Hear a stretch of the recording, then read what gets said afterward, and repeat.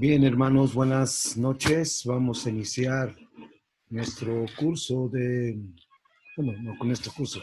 Continuamos nuestros temas de historia de salvación, la Biblia, historia de salvación.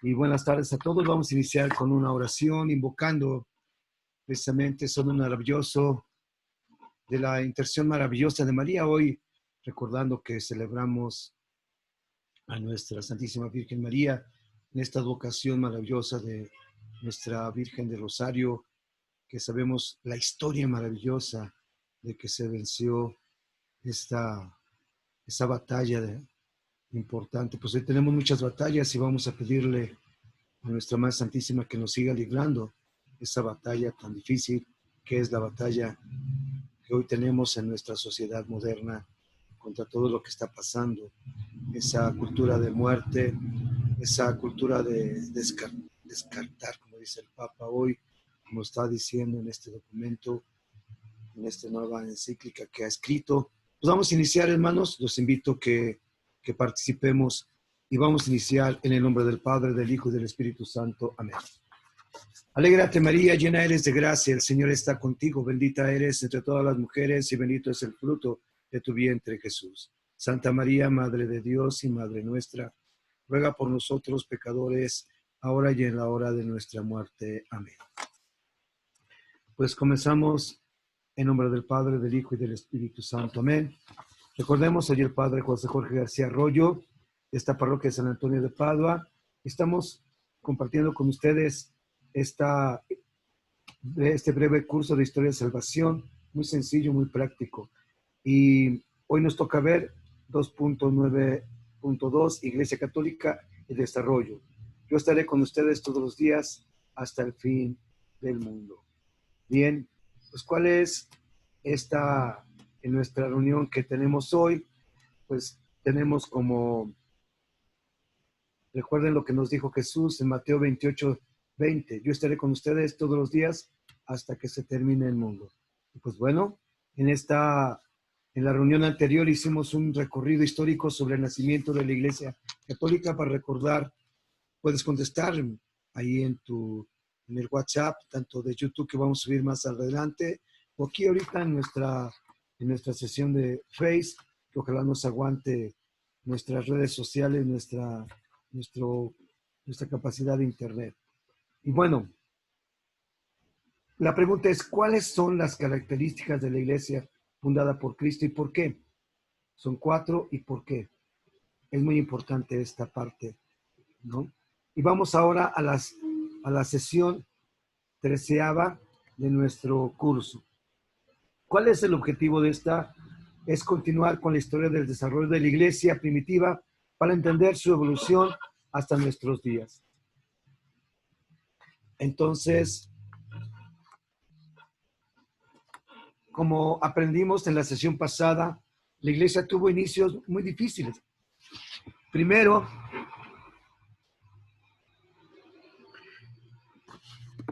perseguida por el mundo judío y después por el mundo pagano. Nos lo dice San Lucas capítulo 21 del 12 al 19. En el fondo es Satanás que se está sirviendo del judaísmo y del paganismo en su eterna lucha contra Dios, representado por su iglesia, especialmente narrado en el Apocalipsis capítulo 20 del 1 al 3. Y esta lucha ha sido la causa de los grandes conflictos dentro y fuera de la iglesia, que dispersan y separan a los fieles. Otro elemento importante es, vamos a ver un poquito la historia, la Edad Media. En la Edad Media, del siglo X al siglo XIV, la civilización europea se construye sobre los pilares del cristianismo. Es la época de las catedrales, las cruzadas y las luchas contra el Islam. En esta época la iglesia gana sistemáticamente un mayor poder y como nos pasa a nosotros muchas veces, se inclina a lo mundano. Luchas de poder en el clero, las cismas. Ya veremos qué es un poquito el cisma, si tienen dudas. No recuerden que un cisma es la ruptura de una de la unión eclesiástica de un grupo de fieles que corta el vínculo de la Iglesia Católica. El cisma es contrario a la caridad y obediencia mandada por Jesucristo. Además, si contiene una herejía, es también perverso moralmente. En cualquier caso, los santos nos han mostrado que se puede reformar la Iglesia Católica desde dentro, si es que es realmente necesario. Bueno, entonces, cismas, guerras, etcétera. Sin embargo, Dios suscita en todo momento seguidores suyos dentro de la misma iglesia que llevan en sus cuerpos mensajes de Jesús, como había hecho anteriormente con el pueblo de Israel. Las órdenes mendicantes, los monasterios, diversos papas, como Gregorio VII, el primero en denominarse siervo de los siervos de Dios, los diferentes concilios ecuménicos, verdaderos santos como San Benito, San Francisco de Asís, Santa Catarina de Siena, en fin, tantas personas que dieron su vida por los pobres y por el Evangelio. Y muchos otros dones fueron los que Dios regaló a su iglesia y todos sus miembros para santificarla. Otro elemento muy importante es la apostasía. Posteriormente, una nueva forma de entender la vida se fue haciendo eco en parte de la sociedad que empezó a poner a la razón sobre la fe. Primero, en el Renacimiento se dio paso al subjetivismo ideológico que culminó en la Reforma Protestante. Aunque la Iglesia necesitaba de una renovación debido a algunas desviaciones heredadas de la Edad Media, la Reforma fue mucho más lejos, tratando de hacer una iglesia a la medida de algunos, es decir, subjetiva, y negó dogmas ciertos que habían sido creídos durante 1000 años. Y bueno, pues aquí está también lo que hoy en el momento actual se llama también subjetivismo ético. Eso es muy importante. El subjetivismo ético es la ideología donde se cambian las palabras, le dan otro sentido. Bueno, pues aquí ya vemos dónde inicia el subjetivismo ideológico. Esta apostasía también, después llegó la ilustración, no la apostasía también. Después llegó la ilustración, primero subjetivismo ideológico, luego la ilustración y con ella la secularización. Si algo no se puede demostrar con la razón, no existe. Estas son las raíces del ateísmo moderno y del pensamiento de mucha gente que a lo mejor conoces, solo que dice la ciencia es verdad. También otro elemento importante de esto es la tentación que podemos tener nosotros y que es un verdadero engaño del maligno. Fe y ciencia son compatibles y se complementan mutuamente y únicamente Jesucristo es la verdad plena que debe ser anunciada a todos los hombres. Y por último, hermanos, en esta parte de esta apostasía, recordemos que en la actualidad vivimos la era de la posmodernidad, donde no hay criterio de verdad. Todo es discutible, cada uno piense lo que quiera, todo vale y todo es respetable, todo menos la iglesia, claro, ya que detrás de estos movimientos filosóficos está el maligno. Y lo dice el Apocalipsis en este verso 17 del Apocalipsis capítulo 12. Pues se llenó de ira el dragón contra la mujer y se fue a hacer la guerra al resto de su descendencia, los que guardan los mandamientos de Dios y mantienen el testimonio de Jesús. Bien, otro elemento importante que tenemos que tener en cuenta es el siguiente. Sin embargo, pues, Dios siempre actúa a través del don maravilloso del Espíritu Santo. El Espíritu sigue actuando. El Espíritu sigue actuando. El Espíritu Santo sigue actuando en favor del hombre, dentro de su iglesia, nuevos caminos, haciendo presente en ella el amor de Dios. Uno de los dones más grandes que ha recibido la iglesia ha sido el Concilio Vaticano II, en el que la iglesia se presenta con un rostro renovado, pero fiel a su tradición y fiel a su tradición y fiel a la fe. En este concilio se presenta a la iglesia apoyada en 4 constituciones: la revelación, la liturgia, la vida de la iglesia, el hombre actual. Otro elemento muy importante es el catecismo de la iglesia. En el catecismo de la iglesia podemos conocer un compendio de la fe que, a la luz de este concilio, da respuesta a las necesidades del hombre actual. Fue Juan Pablo II el que nos dio este documento con mayor fuerza para cada uno de nosotros. Aunque también es el tiempo de los cristianos tibios, del relativismo moral, de la ambigüedad por parte de las autoridades eclesiales. Cosas que debemos evitar y ayudar a solucionar. En cualquier caso, en muchos lugares de la iglesia se continúa haciendo. Más de 2000 años después, lo mismo que hacían los primeros cristianos. Dice, y perseveraron en la enseñanza de los apóstoles, en la comunión, en la fracción del pan y en las oraciones. Pues hermanos, desde ese principio damos gracias a Dios por el amor y la fidelidad que muchos de nuestros creyentes han tenido a lo largo de la historia de la iglesia. Hoy lo podemos ver. Hoy podemos ver este reto maravilloso que Dios nos ha dado en este tiempo de pandemia. Por eso es importante tener presente este hecho. Recuerden que esas constituciones dogmáticas del Concilio Vaticano II, vuelvo a repetir, el Dei Verbum, que es la palabra de Dios, la constitución dogmática sobre la divina revelación, la Lumen Gentium, Cristo es la luz de los pueblos, la constitución dogmática sobre la iglesia, Sacrosantum Concilium, que es este sacrosanto concilio que habla sobre todo de la liturgia, y Gaudium et Spes, gozos y esperanzas. Es la constitución pastoral sobre la iglesia en el mundo actual, que se ha quedado realmente no aplicado este Concilio Vaticano II. Pero bueno, estamos ahí en esta tarea. Y otro elemento importante aquí es cómo al regresar, recordemos lo que pasa sobre todo en este momento histórico de la iglesia.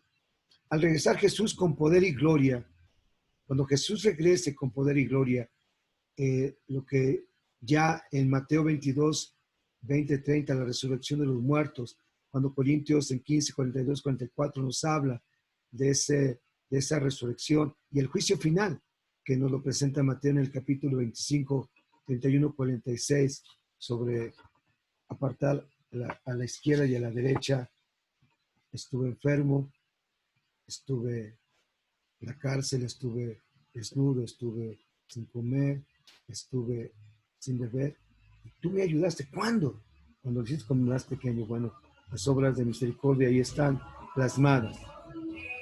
Entonces, ¿qué nos dice precisamente este elemento?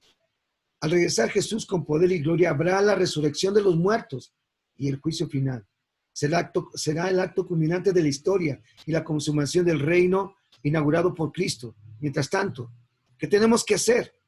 Pues estar alertas, preparándonos al encuentro con Cristo, que se actualizará en una forma particular el día de nuestra muerte y en una forma comunitaria el día del juicio final. Entonces necesitamos tener la actitud de la esposa que espera al regreso el esposo. Es muy importante esta actitud de espera. Y por último, hermanos, recordemos un poquito estos 3 elementos que son muy importantes. La iglesia medieval, desde la caída de Roma del 476 después de Cristo hasta la caída, podemos decir, hasta la caída de Constantinopla en 1453 después de Cristo. La iglesia reformada desde la caída desde Constantinopla 1453 después de Cristo hasta el final de la guerra de los años 30 en 1648. Y la iglesia moderna desde el fin de la guerra de los años 30, 1648 hasta nuestros días. Más o menos es una idea de lo que hay. Para terminar esta pequeña reflexión de la iglesia, es importante notar lo siguiente. La historia de la iglesia es una historia compleja y llena podemos decir así, es llena de errores, de los cuales ella misma ha aprendido muchísimo. Es también una historia de santos, es una historia de bendiciones, de grandes regalos del don maravilloso del Espíritu Santo y de mártires testigos del Evangelio. Es la historia de la iglesia. Es importante remarcar en la historia de la iglesia que uno de los momentos con más mártires de la iglesia fue de sus inicios, donde miles de cristianos dieron un testimonio ejemplar de su fe, que los llevó hasta entregar voluntariamente su vida por Cristo. Por eso quiero invitarlos a reflexionar de las siguientes citas bíblicas para ver cómo vivían los primeros seguidores de Jesucristo y cómo debemos vivir nosotros también. Recordemos un poquito la carta a los Efesios en el capítulo 4, versículo 25-32, que nos habla del hombre nuevo. ¿Quién es el hombre nuevo? Efesios 6, 10, 20. ¿Quién es un soldado de Cristo? ¿Cuáles son las armaduras del soldado de Cristo? La carta a los Hebreos nos presenta sobre todo este capítulo 8, versos 6 al 12, la nueva alianza. Hay una nueva alianza. Y la carta de San Juan, primera carta de San Juan 4, 7, 11, esa imagen maravillosa, Dios es amor. San Juan escribe esta carta pensando en ese detalle. Así que, hermanos, el hombre viejo fue crucificado con Cristo, nos dice Romanos 6:6. El hombre nuevo se ha revestido de Cristo, nos dice Gálatas 3:27. Es el hombre espiritual, no carnal, dice Romanos 8:9. Nos sigue una conducta según la carne y según el espíritu, 8:4 de Romanos. Y Gálatas en el capítulo 5 nos presenta las obras de la carne y las obras del espíritu. Pues ahí está para que ustedes vayan viendo esto un poquito más. Y revisando un poquito los comentarios que ustedes hicieron, ahorita no los alcanzo a ver, pero la respuesta es la siguiente a la pregunta: ¿cuáles son las características de la iglesia fundada por Cristo y por qué? Entonces, ¿cuáles son? Primero, la iglesia es santa. ¿Por qué? Porque es de Dios y posee los medios de santificación y salvación para los hombres. Entonces, es de Dios y posee los medios de santificación y salvación. Dos elementos, santificación y salvación. Segundo, la iglesia es católica, es decir, universal en el espacio y el tiempo. En el espacio y en el tiempo, porque Dios está en ella y porque universal es la misión, la salvación de todos los hombres, sin raza, sin religión, es decir, Dios quiere salvar a todos los hombres. Tercera característica, apostólica, porque fue fundada por Cristo, sobre los apóstoles y guarda sus enseñanzas. Fue fundada por Cristo, sobre los apóstoles y guarda sus enseñanzas. Y la última característica es una. Hace rato subí un video del padre, padre apologeta, muy interesante, porque nuestros hermanos separados dice que Cristo no fundó una sola iglesia. Cristo fundó una sola iglesia. Y ahí están los textos bíblicos. Y entonces, la iglesia es una, ya que uno es Dios y Él nos llama a todos a la unidad en el amor y en la comunión. Bueno. Y por último, hermanos, estas preguntas para que ustedes las puedan contestar. ¿Quién fue el primer papa en denominarse siervo de los siervos de Dios? No, por ahí está.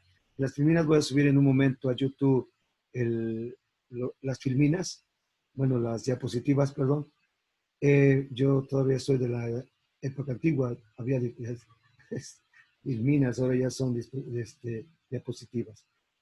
Segunda pregunta, menciona 3 hechos que han afectado nuestra profesión de fe. 3 hechos que han afectado nuestra profesión de fe. Ya los mencionábamos hace un momento. Esto es muy importante en el desarrollo de la iglesia. Es muy importante tenerlo presente para que no nos apañen los hermanos separados y nos quieran negar, nos quieran apañar con frases. Es importante entonces. Tercero, ¿cuál ha sido uno de los dones más grandes que ha recibido la iglesia? ¿Cuál es uno de los dones más grandes que ha recibido la iglesia? Acuérdense, ¿cuál es ese don más grande que ha recibido la iglesia? Por ahí está, por favor, ahí leanlo. Bueno, si van con Balbina que les mande las hojas, ahí las van a tener. Si no tienen, den su correo electrónico para que Balbina se los mande, por favor. Ahorita al final aparece es balbi-3310 @ hotmail. Por ahí Balbina va a subir ahorita al WhatsApp, a los comentarios su correo para que ustedes lo pidan, por favor, y pidan las hojas para que las tengan en casa. La cuarta pregunta, ¿cuáles son las 4 constituciones que presenta el Concilio Vaticano II? Las volví a repetir, acuérdense, esas 4 constituciones en español, acuérdense fácilmente estas 4 constituciones que nos presenta este Concilio Vaticano II, muy interesantes para nuestra formación cristiana. Y la última, ¿en dónde podemos encontrar un compendio de nuestra fe que dé respuesta a las necesidades del hombre actual? Bueno, aquí está, ya lo vimos, el Catecismo de la Iglesia Católica, ya para que lo conteste. Bien, entonces, para que lo tengan presente, por favor. Y por último, nada más recuerden enviar sus respuestas al WhatsApp, por favor, de 56 20 58 15 59, repito, 56 20 58 15 59, y al correo de Balbi, por ahí le pido, bueno, lo subiré al ratito, sino que Balbi suba su correo electrónico y por ahí está. En YouTube lo subiré también, teléfono de Balbis para el WhatsApp 56 20 58 15 59 y correo electrónico Balbi Balbi con Y, Balbi 3310 @hotmail.com. ¿Vale? Pues hermanos, un gusto estar con ustedes. Algo muy sencillito, pero ojalá valga la pena. Recuerden que tenemos los movimientos eclesiales, son una gran obra de la Iglesia Católica. Han surgido a lo largo de la historia de la Iglesia Católica movimientos eclesiales, son una gracia que el don del Espíritu Santo regala a su Iglesia y como tales no debemos despreciarlos, sino acogerlos pese a las dificultades que pueden surgir según el hecho, lo dicho por San Pablo. No apaguéis el Espíritu, dice 1 Tesalonicenses 5:19. El Pontificio Consejo para los Laicos es el organismo de la Iglesia que tiene la responsabilidad de discernir la autenticidad de los movimientos y opera con el Santo Padre para expresar la postura oficial de la Iglesia respecto a cada uno de sus movimientos. Y nuestra Iglesia está enriquecida con todos ellos. Gracias, hermanos. Les doy la bendición. El Señor esté con ustedes y con tu espíritu. La bendición de Dios Todopoderoso, Padre, Hijo y Espíritu Santo los cuide y acompañe siempre. Amén. Bendecida noche, hermanos. Gracias. Gracias por estar con nosotros.